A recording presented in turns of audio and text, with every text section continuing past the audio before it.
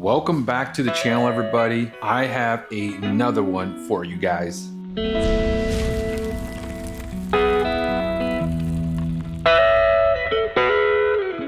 So we got in a HRN Honda in the shop here today, and we're going to be diagnosing and repairing it. Customer says it's basically new and they haven't used it in a couple of seasons, so it's been sitting.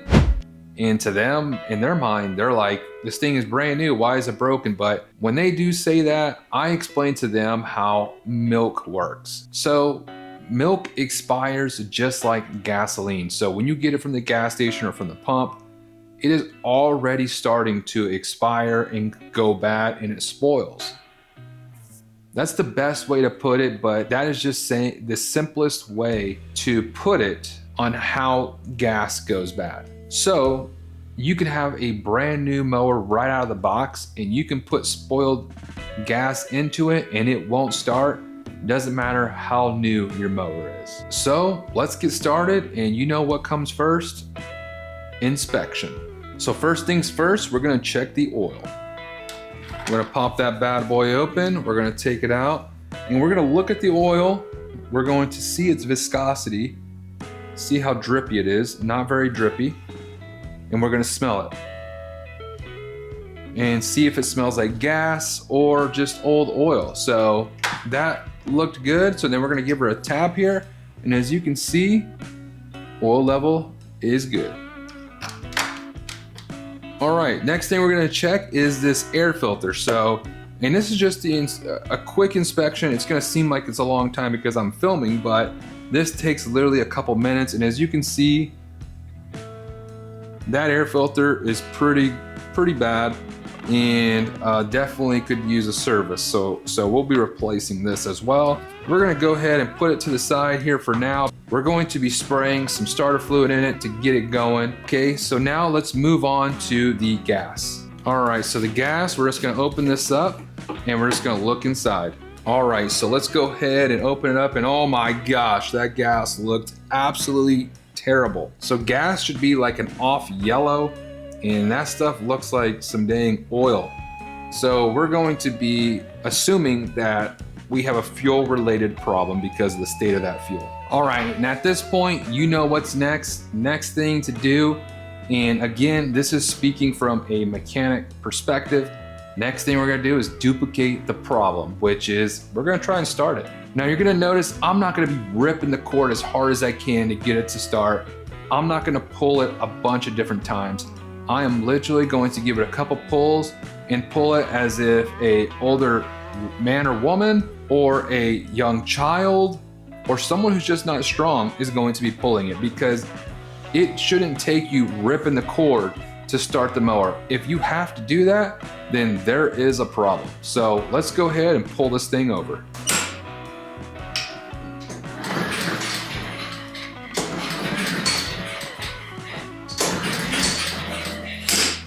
All right, and as expected, it did not start. So let's give it a little motivation and what I call candy. And that is some good old-fashioned brake cleaner. Brand does not matter as long as it's flammable brake cleaner. And we're just gonna give it a little spritz in the intake and see if it pops off. All right, and as you can see, that thing started right up with no problem at all. We know it's a fuel-related symptom. We know this mower hasn't been used very long, and we know all it needs is a good old-fashioned carb rebuild, or possibly replacing it if the carburetor is beyond rebuild. So let's get started in taking this carburetor apart. All right, so first things first, let's go ahead and shut off this fuel valve here. And two 10mm nuts is going to take off these bad boys right here.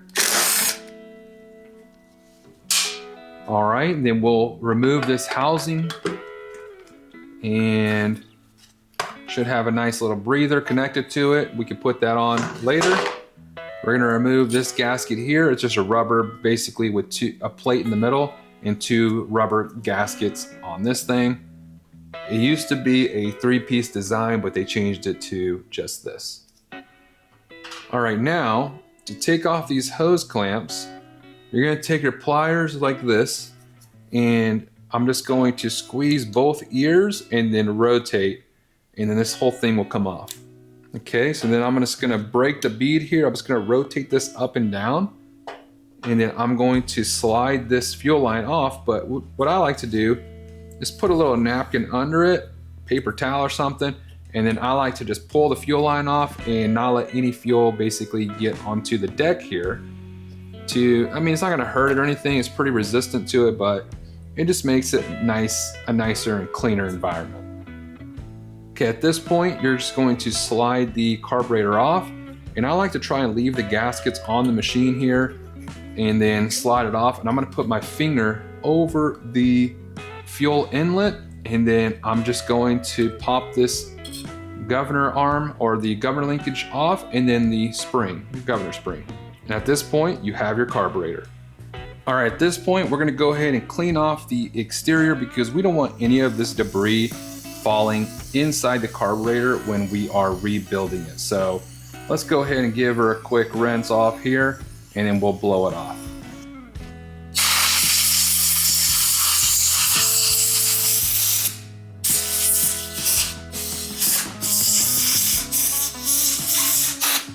All right, so we're gonna go ahead and just remove the bowl nut here.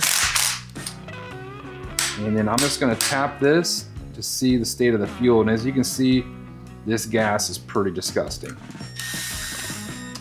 All right, and then we're gonna see if this thing is rebuildable. And as you can see, that is pretty gnarly. So it smells absolutely horrendous. So not great on the old scent, but we're gonna try and give it the old college try here, and I may have to throw this one in the ultrasonic cleaner to try to bring this back to life because I believe this carburetor is about $100 bill. So 100 smackers, you guys. And if I can't get this emulsion tube and main jet out, then we might be SOL, but let's go ahead and give it the old college try. All right, so I'm just gonna stick this thing down in here, see if I can finagle this thing out of here, but I'm not sure if that's loose or if it's just a gumminess in there. No, it wasn't. Okay, so let's try and apply some pressure here and see if we can turn this thing out of there. And oh my gosh, it feels terrible. This thing is gonna be pretty nasty, you guys. So, I mean, it's literally, look at this. It's literally gushing it, that tarnish is literally gushing it out of this main jet here. Wow. Oh, this is a pretty bad one. I may have to replace this carburetor.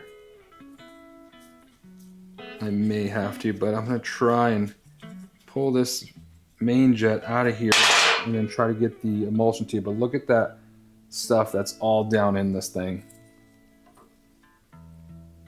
So I have this tool that I made, so if the emulsion tube is stuck in there, I can use this tool to get into the throat of this thing to pry it upwards to be able to back this thing out of here. So what I'm gonna do is pry it up as I am undoing this main jet here.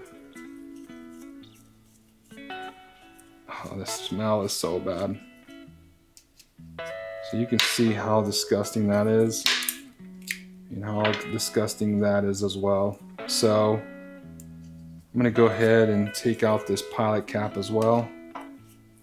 This one right here, maybe I could do it with a flathead. I might have to get a screwdriver.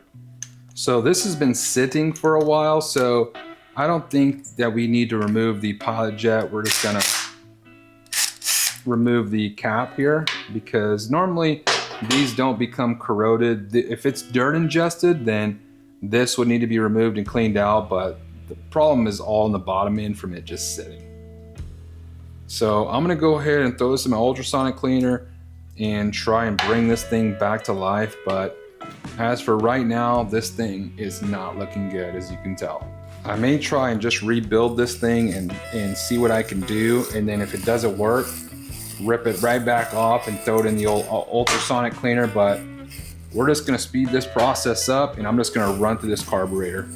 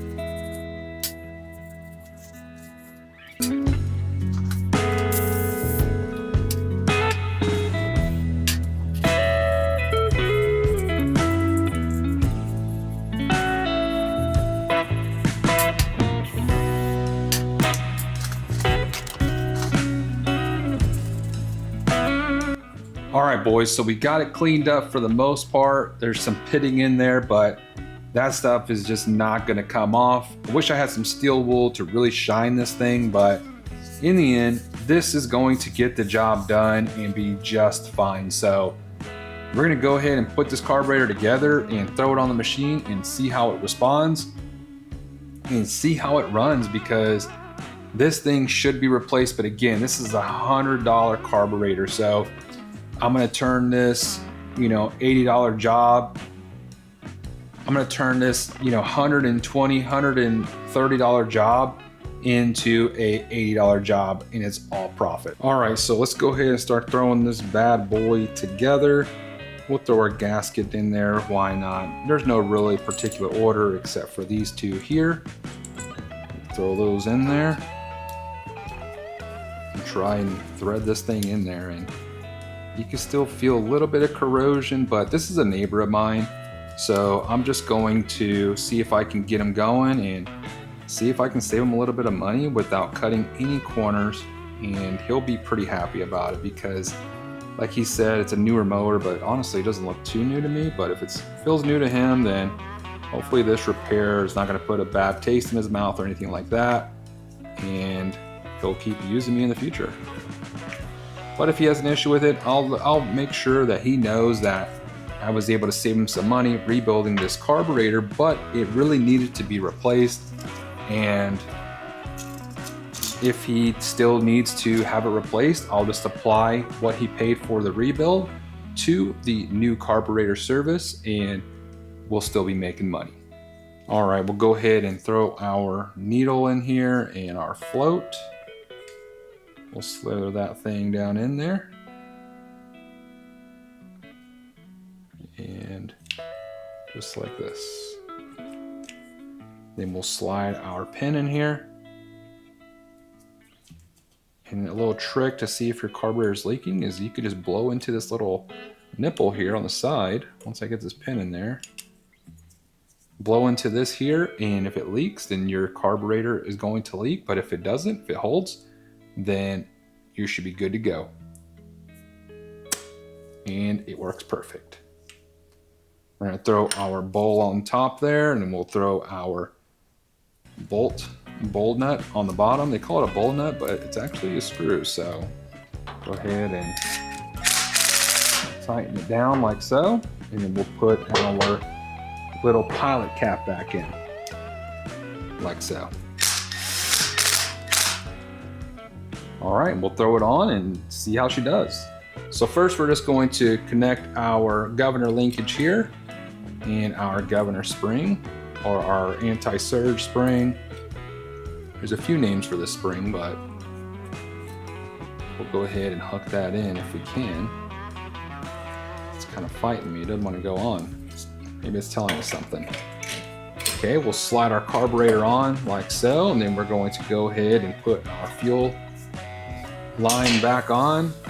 And I'm gonna let him know about something's leaking here. It could be oil, or it could have been something he was doing to it, but something was definitely leaking onto the deck here. So I'm gonna go ahead and make sure I let him know what was happening there, and see if he wants me to address that. All right, and just to test the carburetor to see if it's gonna leak or not, I went ahead and put some gas in it, and we opened up the fuel valve, and we're just gonna see if it leaks out the intake here. And as I go to put everything on, by the time I get to putting the air filter on, it will let us know if it's leaking. It's gonna leak pretty bad. So at this point, it is not leaking. I'm gonna go ahead and throw my fuel cap back on here so no debris can fall in there. And we're just going to go ahead and continue on. All right, now we're gonna throw our gasket on here. There's a little hole right here. Match it up to that hole up the top. That's the float vent. And then we're going to slide on our intake housing here. Make sure this breather goes into this little orifice up here. It's kind of hidden on these Hondas, but make sure it goes into that. And I'm just using my fingers on the back side, and I'll even take a pair of needle nose pliers and really force it in there, because we don't want any of that oil residue coming out and leaking right here, and the customer wondering what's causing a leak here, even though he already has one, but that's for another day. So we're gonna go ahead and put our 10mm nuts on here, like so.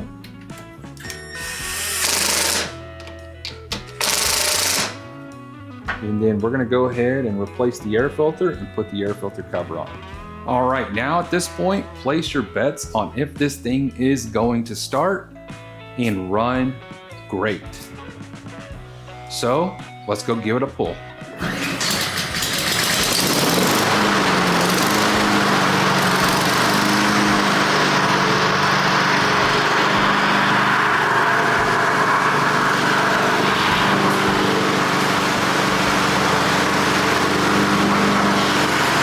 All right, and as you can see, it runs perfect. So I didn't pull it very hard. It's kind of an awkward angle being this high up, so it's kind of hard to pull that first time. But as you can see, it pulled over, it started right up, and it ran perfect.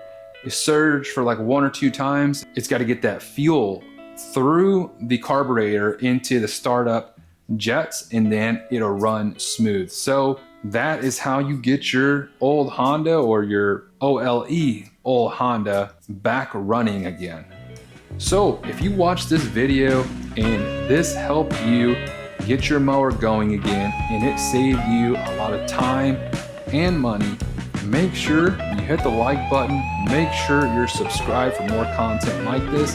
I post periodically different maintenance tips, different how-tos, and things like that, tool reviews, all kinds of videos on this YouTube channel. So again, make sure you're subscribed. That's all I got for you guys today. Thank you guys for watching, and we'll catch you guys next time.